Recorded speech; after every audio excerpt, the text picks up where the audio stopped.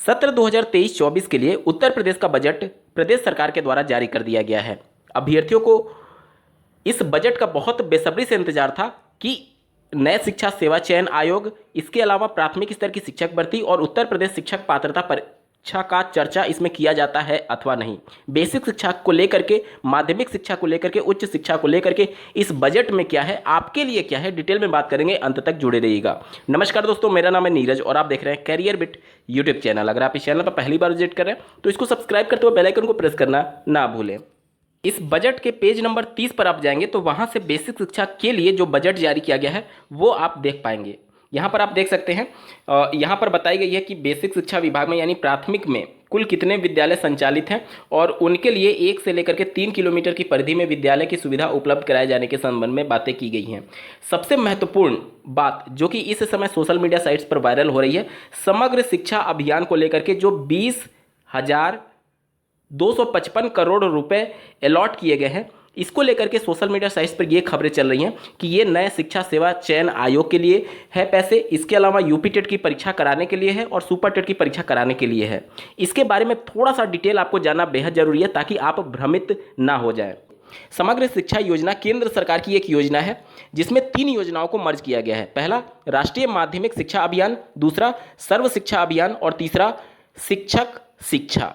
शिक्षक शिक्षा के अंतर्गत जो इन सर्विस टीचर्स होते हैं उनकी ट्रेनिंग की बात की जाती है। इसके अलावा उनको कहीं भेजना हुआ तो उन सब के लिए जो बजट अलॉट होता है वो शिक्षक शिक्षा के अंतर्गत आता है। ठीक है, अब समग्र शिक्षा योजना जो अभियान जारी किया गया था केंद्र सरकार के द्वारा, ये जो आरटी एक्ट 2009 में पारित हुआ था और भारतीय संविधान के अनुच्छेद 21A में जो मौलिक अधिकार दिया गया है, शिक्षा का अधिकार अधिनियम, कक्षा 1 से लेकर के 8वीं तक जो फ्री शिक्षा का अनिवार्य किया गया है 21A में, उसके अंतर्गत इस योजना को लाया गया है। ठीक है, इसके अलावा समग्र शिक्षा में केवल प्राइमरी या फिर अपर प्राइमरी की बात नहीं होती है। देखिए, आरटी एक्ट तो केवल 1 से 8 तक के लिए, लेकिन समग्र शिक्षा जो होता है वो 1 से 12 तक के बच्चों के लिए होता है। इसमें प्री प्राइमरी की भी बात होगी, यानी कि जो आंगनबाड़ी से पढ़ाए जाने के लिए राष्ट्रीय शिक्षा नीति में बात की गई है, जब बच्चे की आयु 3 से 6 साल होगी, यानी फाउंडेशनल स्टेज, उसके लिए भी तो बजट चाहिए, तो उन सब बजट को इसमें शामिल किया गया। इसके अलावा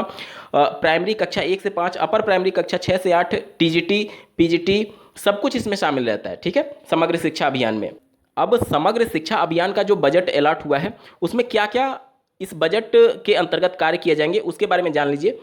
तो सबसे पहले तो शिक्षा का एकीकृत के तौर पर, यानी कक्षा प्री प्राइमरी से लेकर के और आपके कक्षा 12 तक के, इन सबको एक नज़रिए से देखने की बात होती है, यानी कि सबके लिए बजट अलॉट करने की बात होगी। इसके अलावा जो प्रशासनिक सुधार होते हैं उसकी बात के लिए पैसे अलॉट किए जाएंगे।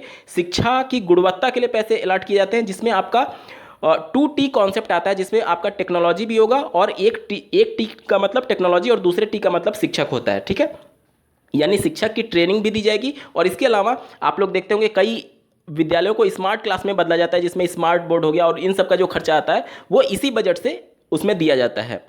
इसके अलावा शिक्षकों की क्षमता निर्माण, जैसे कि आप देखते होंगे कि SCRT के माध्यम से, डाइट के माध्यम से कई बार टीचर्स की ट्रेनिंग दी जाती है, तो वो सब के लिए भी बजट इसी में से आता है। इसके अलावा शिक्षा का डिजिटलीकरण की बात आएगी, जैसे कि स्मार्ट बोर्ड हो गया, डिजिटल बोर्ड हो गया, या फिर किसी भी तरीके से डिजिटल करने की बात आएगी, तो ये सब के लिए बजट इसी में से अलॉट किया जाता है। इसके अलावा स्कूलों का सुदृढ़ीकरण यानी कि इंफ्रास्ट्रक्चर की बात की जा रही है कि बिल्डिंग्स बनाना हुआ, उसके लिए जो बजट, या फिर हर साल जो प्राथमिक और अपर प्राथमिक विद्यालयों को जो पैसे अलॉट किए जाते हैं रंगाई के लिए, पेंटिंग के लिए, उन सब के लिए भी बजट इसी में से दिया जाता है। इसके अलावा व्यावसायिक और सॉफ्ट स्किल डेवलपमेंट भी इसी बजट में से दिया जाता है। अब जैसा कि मैंने आपको स्टार्टिंग में बताया कि समग्र शिक्षा अभियान जो है वो केंद्र सरकार की योजना है और इसके अंतर्गत केंद्र सरकार भी पैसे मिलाती है और राज्य सरकार भी पैसे मिलाते हैं, तब जाकर के शिक्षा में पूरा बजट डिसाइड होता है। आप देख लीजिए कि किस प्रकार से समग्र शिक्षा का बजट डिस्ट्रीब्यूट किया जाता है। देखिए, अगर कोई केंद्र शासित प्रदेश है तो उसके लिए 100% जो बजट होगा वो केंद्र सरकार देगी। अगर कोई केंद्र शासित प्रदेश नहीं है, जैसे कि उत्तर प्रदेश की बात कर लें, तो यहाँ पर जो शेयरिंग होगा फंड का वो 60-40 में होता है, यानी कि केंद्र सरकार 60% पैसे देगी और 40% फंड राज्य सरकार जुटाएगी। जो पैसे अलॉट किए गए हैं समग्र शिक्षा अभियान के अंतर्गत, वो यही 40% को रिप्रेजेंट कर रहा है जो कि बजट में मेंशन किया गया है। बाकी का 60% अभी केंद्र सरकार समय समय पर पैसे अलॉट करती है। आप लोगों ने देखा होगा कि पीआईबी की लगभग प्रत्येक वर्ष बैठक होती है, जिसमें समग्र शिक्षा अभियान के अंतर्गत कितने विद्यालय संचालित है, कितने टीचर्स हैं, उनकी एजुकेशनल एलिजिबिलिटी क्या है, उनको कई बार ट्रेनिंग के लिए पीआईबी रिपोर्ट में मेंशन किया गया रहता है। वो सब कुछ बजट इस केंद्र सरकार के अंतर्गत और राज्य सरकार के बजट को मिला करके तय होता है। ठीक है, इसके अलावा देख लीजिए, अगर पूर्वोत्तर राज्यों की बात कर लें तो वहां पर केंद्र सरकार 90% बजट देती है और राज्य सरकार 10% बजट देती है। तो ये जो बजट अलॉट हुआ है वो एक ब्रॉड सेंस में है। सोशल मीडिया साइट्स पर जो खबरें वायरल हो रही हैं कि ये शिक्षक भर्ती के लिए है, या फिर यूपी टेट की परीक्षा कराने के लिए है, या फिर एक तरीके से जो नया शिक्षा सेवा चयन आयोग को गठित करने के लिए हो रहा है, तो ये उसका हो सकता है कि वो उसमें हो, लेकिन अलग से मेंशन नहीं किया गया है।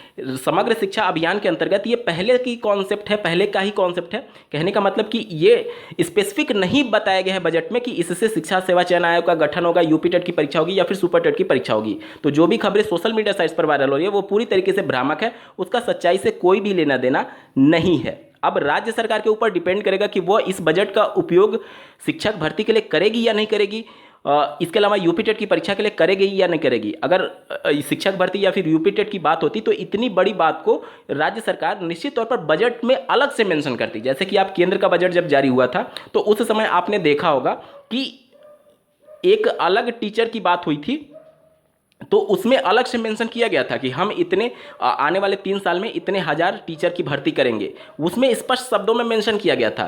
तो जब भी कोई बड़े स्तर पर भर्ती होती है तो राज्य सरकार उसका क्रेडिट लेना चाहती है, और जाहिर सी बात है उसको हाईलाइट करके बजट में बोला जाता है, ताकि कम से कम एक ये मैसेज आए कि हाँ, रोजगार सृजित किए जा रहे हैं। यहाँ पर इस बजट के बारे में कोई भी चर्चा नहीं की गई है कि शिक्षक भर्ती या फिर इस प्रकार का कोई भी चर्चा नहीं किया गया है। अभी चीजें एक तरीके से क्लियर नहीं है। अब इस बजट का उपयोग सरकार नई विद्यालय का निर्माण करने के लिए भी कर सकती है, शिक्षक भर्ती के लिए भी कर सकती है। स्पेसिफिक आपको नहीं बताया गया है राज्य सरकार के द्वारा कि इस बजट का प्रयोग शिक्षक भर्ती के लिए किया जाएगा अथवा नहीं किया जाएगा। तो जो भी सोशल मीडिया साइट्स पर खबरें वायरल हो रही हैं वो सिर्फ और सिर्फ एक अनुमान और तुक्के के तौर पर बताई जा रही है, इससे ज़्यादा उसका कोई भी मतलब नहीं है।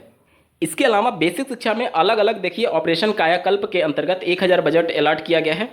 इसमें विद्यालयों में अवस्थापना सुविधा और विकास और स्मार्ट विद्यालय के विकसित करने के लिए बजट होता है। इसके अलावा केंद्र सरकार की सहायता से पीएम श्री विद्यालय की जो बात की जा रही थी उसके लिए 510 करोड़ अलॉट किया गया है। डिजिटल लाइब्रेरी के लिए 300 करोड़ अलॉट किया गया है। गरीबी रेखा के ऊपर लगभग 28 लाख छात्र छात्राओं के निःशुल्क यूनिफॉर्म के लिए 50 करोड़ अलॉट किया गया है। 2 करोड़ छात्र छात्राओं के निःशुल्क स्वेटर और जूता मोजा के लिए अलॉट किया गया है।